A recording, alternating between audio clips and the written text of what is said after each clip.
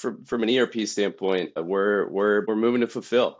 I think what brought us to that, and what is going to be a lot of what we talk about today is source of truth, having a clean source of truth. For the past couple of years, we've worked with NetSuite. NetSuite has been our source of truth, and I think across direct to consumer brands, and this year, the last couple of years, could get bucketed into that.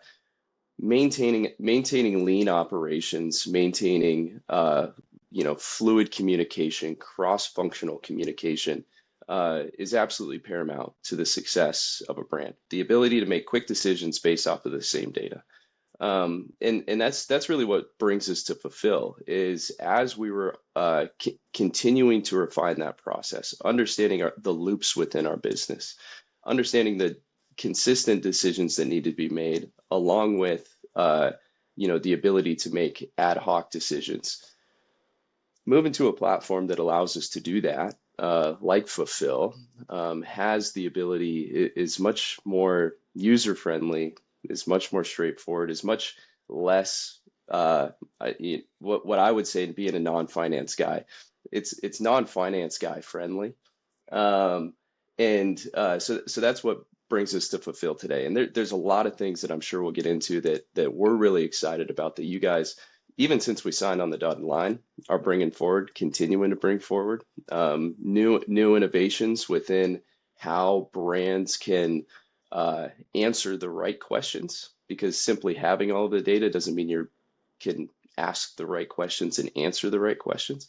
So that's our ERP today. So we've been on NetSuite for I think since 2021, 2022. And the reason I can't pinpoint the exact time is because I'm not in there. The team isn't in there as much as we should be.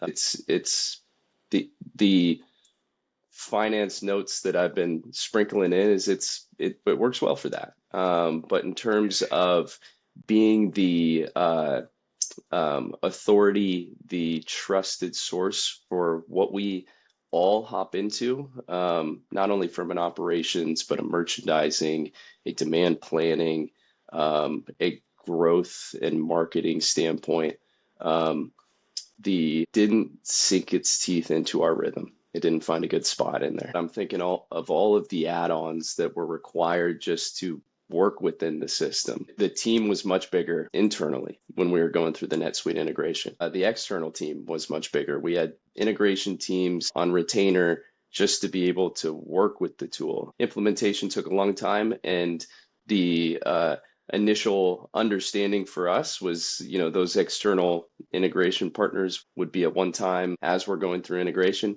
They stayed on until the very end. The dedicated implementation process that it took to get up and running with a system like NetSuite required dedicated staff to be able to support that over a long period of time. And as we've been going through this implementation process, our go live date with Fulfil is next week.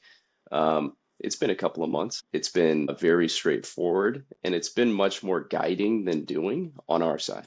And part of that comes from maintaining clean data sets internally, understanding our data sources, but also the partners that you guys have on the team allowed us to continue to do our day job while we're going through this implementation process.